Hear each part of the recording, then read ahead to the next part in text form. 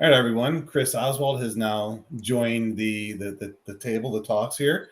So, Chris, how are you? I'm doing well. Good morning, Scott. Good morning. Glad that you're able to join us. And Chris is going to be talking to us a little bit about production and manufacturing strategies to support scale up. So, Chris, we'll go ahead and jump in there. Do you want to give yourself a quick little bio there, or just leave everything as is? Yeah. I mean, for those that don't know me, I've been doing GMP oligos for 25 years or so, since the late 90s. Danced around on the sponsor side, but have mostly been on the CMO side. And my claim to fame was that I was the plant manager at Agilent Technologies for several years. And then I've been an independent consultant since 2015, helping folks do drug substance and drug product CMC consultation. So, yeah, thanks, Scott. Yeah, sure. I assume that's on a global basis as well, Chris. You're not just domestic, correct? Right, that's right. Yeah, I do have clients scattered all over. So yeah, it's good and bad for the calendar and for waking up and going to sleep kind of thing. So yeah.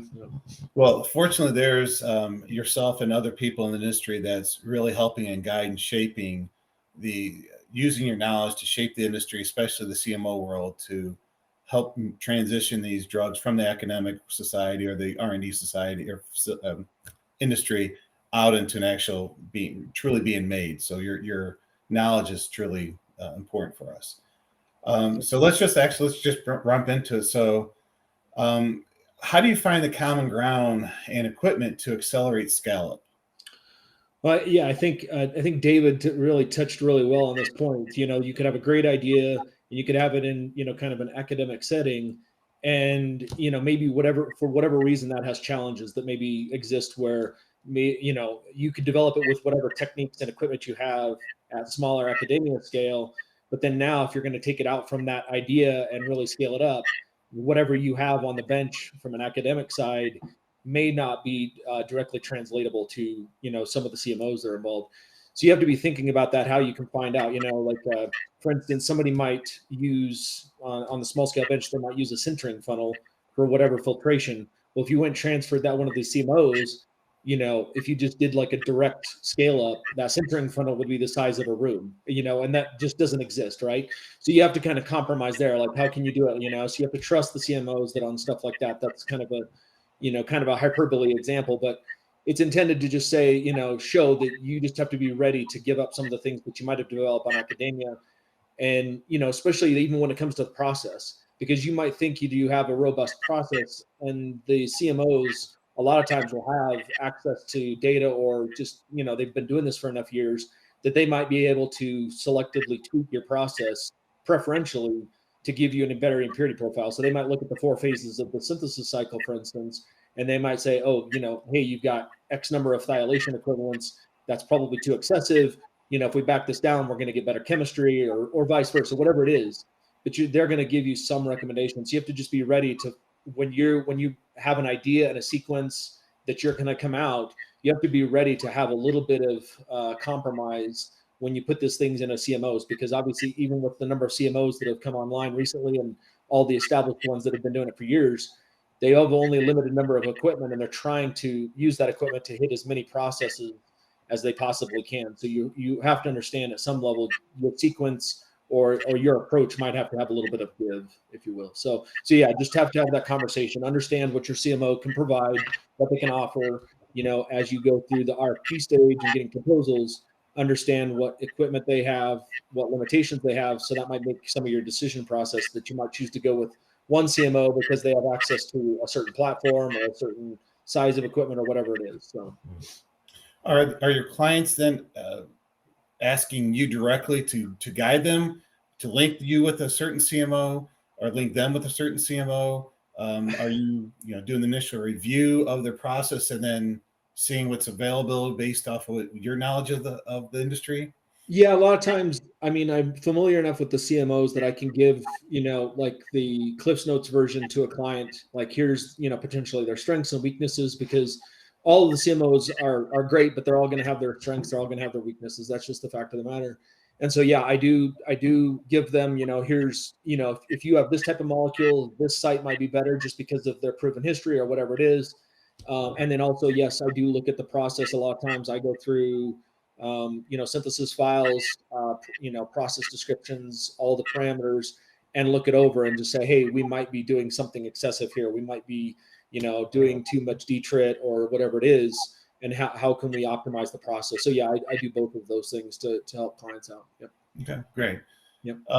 This next question or next bullet point is probably, it lasts over an hour. I would suggest if I could let you ramble and talk as much as you can on it. But implementing a CMC strategy, I know it's key. I know it's a huge topic. And can you kind of condense it within our time frame for the priority? How do you identify the priority or help guide your clients to identify what the priority should be? Well, it's kind of like, it's very similar to that perfect triangle, right? You have speed, budget, and quality. And a lot of times you have to choose two, and it's no different with this. So when you're setting up a CMC strategy as a small company, you have to understand, you have to basically drive what is your priority. A lot of times if you need to stick to timelines, to do that, you might have to pay a little bit additional just to make sure that the timeline gets scooted up, right? You have to pay a little extra to get into the CMO earlier than they might have prescribed or whatever it is. So again, if the timing is important, the budget goes up. If your budget is important, sometimes you have to let things slip. You might have to get in line behind somebody, because if budget is your priority. Partners as well. I think that's noted here, just because you might want, are you developing a partnership for multiple platforms? Or if you develop a pipeline as a company, are you going to diversify your processes over multiple CMOs where you drive the process? So you have to kind of consider that, what is your overall company strategy when it comes to the CMC, and some, maybe even geography, right? The CMC strategy, like shipping material, from here to there, depending on who you choose as your drug substance CMO versus your drug product CMO. There's a lot of import, export considerations that you might have to take into your decision tree as well. So so ultimately there's a lot of topics. You're right. You can really delve into this really deep, and it can go on for a while, but ultimately, companies and the core group, the tech group inside a company needs to decide what's their priority, prioritize these things. It's the first thing, timing; second thing, budget. That's typically what I see. But, some people, again, they might like to dance around amongst different CMOs. They might want to try to go do a mid-scale process at one CMO, and they have an opportunity to do a larger scale process at another CMO. That can work, but a lot of times it can be challenging as well, because now you have a process that you developed at one site and you have to bring it over to the other, and that timeline for transfer can extend things as well. So it's risky, but it can be done also. Thanks, Chris. We're actually going to touch back on this point and a few other bullet points. So I'm going to circle back to the whole timing and some expectations. But let's just roll right into a pinch point that the industry itself has been having for a number of years. And now with the recent ramp up of additional drug approvals, acetonitrile is going to be acetonitrile supply is a critical pinch point for the industry as a whole. So can you shed some light on what you're seeing, and how can one manage production of this? Yeah, it is. We all know how critical and central ACN is within the synthesis cycle. So, all the rinses and everything like that. So that's, again, when I look at the process, I'm trying to look at that and say, hey, can we have an opportunity to optimize this? Somebody might come in and say, I need 5 column volumes of ACN at this phase. And I'm like, hold up, maybe 1 is sufficient or whatever. Can we do some process development work to confirm that we have, whatever chemistry rinsed from the column in 1 column volume, so we just don't have to waste it? Because you're right now we've been lucky. I think Dave touched on this as well, was that, we don't have too many blockbuster oligo products, but if that delivery puzzle gets solved, as he was noting, pretty soon we might have some larger population blockbuster products, right? Leqvio is out there for cholesterol. So that's the nearest one we have. But if we have several of those, the ACN demand and push is going to be even more critical. Right now, we have a lot of orphan drug targets and things like that. So it's kept it more manageable, I would say. But every opportunity, when I'm looking at a process, I'm definitely looking at, how can we minimize the ACN within the whole entire operation, so that, there's been a lot of journal articles out there about PMIs around oligonucleotides. And so it's just trying to understand how can we minimize that. We know there's, the focus is trying to develop these things where they're scalable, but also green. And David obviously touched on that as well. But yeah, you have to know what your indication is. So a lot of times I talk with my clients and understand what the production volume is kind of tied to what their indicator is, right? If they're going to be doing a high dosage indicator where they have to dose a patient, once a month, once every 2 months, whatever, that's a whole different consideration versus somebody that's dosing a patient every 6 months or something like that. And then based on what their phase 1, phase 2, phase 3 population sizes are and batch sizes that we need, those are all considerations. So it's all, as you can see, it's very variable. So it's on a case by case basis. But yeah, I think all as an industry, we know that we have to take ACN consumption seriously and try to do what we can to minimize it, because at some point, it's a relatively finite supply, if you will. So just on not only the synthesis portion of it, but also purification. So you suggest moving towards more of an ion exchange purification manifold, or even using methanol or something other than the acetylnitrile, because I assume large volumes are consumed purification wise because of how long that process actually takes. Yeah, I mean, that's a good point. I've seen some folks, rather than methanol, they might use toluene. So they might have on their campus, they might have access to toluene. So they might use toluene as part of their rinse. So they might use ACN up front and then complete the rinse with toluene just because they have access to it. So I've seen that done. But yeah, you're exactly right that, it's a major challenge, and it's not going to go away with anything more. But you're exactly right. Like, just figuring out a way that we can rinse these things more effectively. Purification, I mean, I see the ACN used more in reverse phase, obviously, but that's obvious that a lot of times that's used for the longer guide RNAs.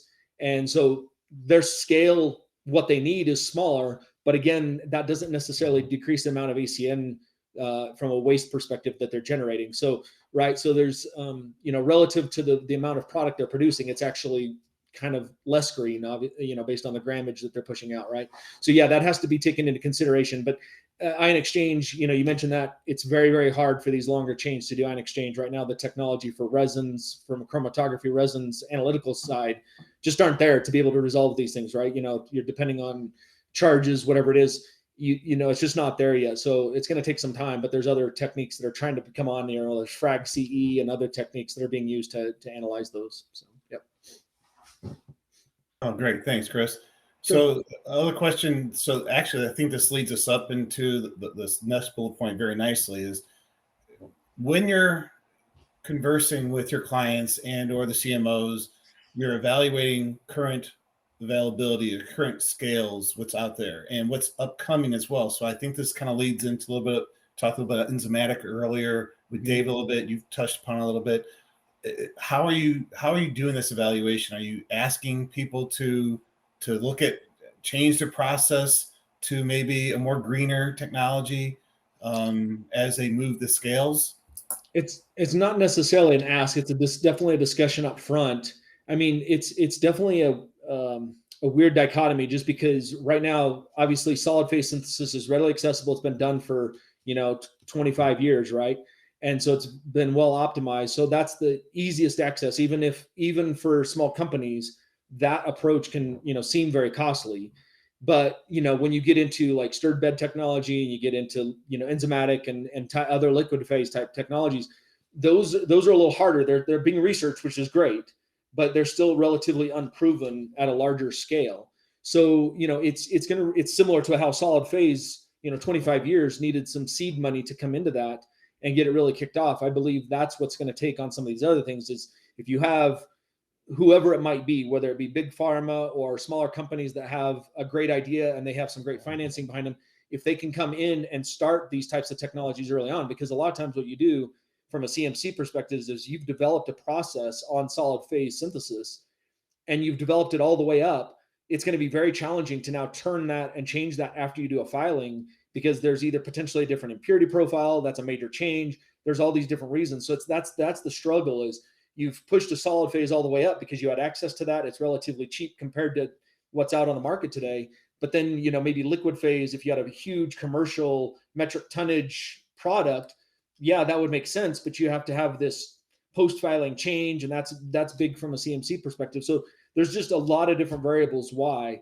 And so it's almost going to take some of these, maybe it's the Ionis and Alnylam, since David mentioned them, maybe it's those folks that can jump in early, maybe Biogen, somebody, if they could jump in very early and help with that stuff and maybe make these technologies more mature and come online quicker so people have more access to them, because that's the thing right now is you have access to solid phase technology. You do have a little bit of stirred bed technology if you were to use a peptide manufacturer, but that's still a relatively new, unproven, stirred bed was done 30 years ago and was switched over to solid phase. So there, maybe there's a reason for that. So, there's all these different things. So yeah, there's not a right or wrong answer. There's just a lot of considerations when it comes to developing these oligos. Are you seeing a trend? Are you seeing the other companies, Ionis, Alnylam, Biogen, are you starting to see them move in that direction, or do you see them resistive? I haven't seen or heard. I mean, they might be doing it, internally, but I don't think there's any resistance. I mean, talking with some of, having good conversations with all the Alnylam and Ionis folks, they seem on board with the, the push for green chemistry, right? They know, we all as an industry want people like that to succeed, because if they have a blockbuster product, and they can, have it more green and it gets more notoriety from that perspective, it benefits all of us, right? To show the industry's trying to be make more pushes towards green chemistry. So yeah, I don't know. I'm not as connected that way, I would suppose, with those folks. So, but my guess is they're definitely considering that every day in everything they do. There's other technologies. There's Blockmer technology that's being researched out there, right, as well. So that would be potentially a big pitfall, or sorry, not pitfall, big windfall for long guides, just because then you could reduce the number of couplings, right? If you're doing a 3-mer or 4-mer, you could make those like 94 to 98% pure, and then couple those, and you only have 30 couplings instead of 100 couplings, whatever it is. So there's all these different things that you can do to increase scale and increase the green capability. So. Great, thanks, Chris. So now let's jump into since we have another 5-ish minutes left. Let's talk about reality. And we have from the attended list that we've seen, we know there's quite a few academic people online here, and again, we thank you for joining us. Can you share some light or shed some light onto the reality of what maybe a bench chemist is currently working on, to the reality of how long it might actually take for that the drug that he's looking on, or the molecule they're looking at, to actually make it out into the manufactured scale? Yeah, I mean, I would say that range is going to be, anywhere from probably 6 to 18 months. In the 6 months, I'll give you an example. There's somebody I know very well. I've helped him a lot for a lot of years. He and I are both obviously very knowledgeable about the oligo process, so we can put together a process very quickly. And even for us, it took us, 6 months to get something kicked off the ground with a CMO. You contrast that with somebody else that maybe is less experienced in coming out and maybe has more of an academic focus. They're gonna have some struggles, right? Maybe understanding the CMO management piece, whatever it is, understanding regulatory starting materials that they need to have on hand, lead times for resin, lead time for amidites, all the things that support it. So there's all of those types of things. So yeah, I think 6 to 18 months is probably a pretty fair range, depending on what the team's expertise is. Just because, the 6 months was, I led Agilent, this other person led an organization, and we were both able to push a process together very quickly. And so 6 months was probably pretty good, I would say. So that's just the reality of the matter. Yeah. But the scale up we put here, we noted here, the scale up is not easy and it takes time. It's, just about even when you think you're an expert at this thing, scale up can sometimes humble you, just because something will slip through the cracks. So, when you are a sponsor and you do have a platform chemistry, yes, then I would say scale up is a lot easier, just because you've been through it the first time. You kind of understand the strengths and weaknesses of your process. But if you're doing it the very first time, it definitely takes time to just make sure you're understanding what changes or approaches you're doing, or what your chemistry is, to make sure what those long-term impacts are. So. All right, thanks, Chris, for sharing that. So we've got a few more minutes here. I want to make sure I got through all the bullet points. Let's bounce back to the ACN supply for a moment. And one conversation we had, well, we've had several conversations with a number of engineering firms, but also sponsors themselves, trying to figure out and identify a way of ACN recycling or ACN recovery. Mhm. And can you shed some light on pluses, minuses, advantages, disadvantages to do something like that? Or do you have any expertise or knowledge in that area? No, I mean, the only expertise I have is when I have conversations with people when I'm helping design and build facilities, I try to have them set aside a footprint in case in case this can come on. But again, I think that's something where we're going to need some of the bigger companies out there that have better connections to the regulatory folks to bring this up, because there's obviously some regulatory concerns when you have potentially, looking at it, if you want to call it dirty or contaminated ACN that you're going to be bringing on. So you'd have to have a company that not only knows oligochemistry, but is very strong on the analytical side that could use those analytical capabilities to prove, hey, if I kick the first column volume to just a general waste, but the next column volume of ACN, if I collect it and maybe I send it through a still and collect that, and I can show analytically that there's no impurity contaminants that are coming through in that ACN that's distilled, then potentially now you have some ACN recovered that could be used in there. And now all of a sudden, again, that green part. So do you have some of these CMOs start putting in a closet with a continuous distillation cabinet where that ACN could be kicked and they're distilling ACN? And again, if you've shown it analytically, could that ACN then come back into the mainstream and be used? But there are some regulatory bullet points that basically state you can't do that right now. And so I think that's where we need additional focus and help to get over that hump and show why it is acceptable, because there's just this natural cringe right now, I think, by regulators to not do it. And so there just has to be scientific demonstration that would be acceptable. So. Yeah, actually, I was just making a note of that. I was not aware of the regulations of not being able to use recycled. I'm glad you actually brought that up, because that's definitely a concerning thought process of how do we get over that hump. Yeah, I can't remember which document. There's a note where basically the ACN that you've collected can only be used on that particular cycle, and that's not very conducive, because if you've just done, say, if you've recovered ACN from the detrit phase, it's not like you're turning around and doing detrit again. You're recovering that ACN to potentially be used later in the molecule. So it kind of is similar to the siRNA approach, in terms of two strands, they're coming together to become the one therapeutic molecule. So a lot of times those two strands can be run on the same equipment or in the same room, and you don't have the cleaning concerns, because whatever the impurities are, they're already impurities of the same siRNA duplex, right? So it's similar to this. If you use the ACN on the same synthesis cycle of the same molecule, is that a way you could do it? And that's the first step. And then the second step would be that you could show that you don't have contaminants that cross-contaminate another strand. The biggest sensitivity is going to be guide RNA. We know that any contaminants in there, because of the gene editing capability with guide RNA, there's absolutely no tolerance for impurities. So I think that's going to be the sub-industry that's probably going to have the most hypersensitivity when it comes to ACN recycling. So. Yeah.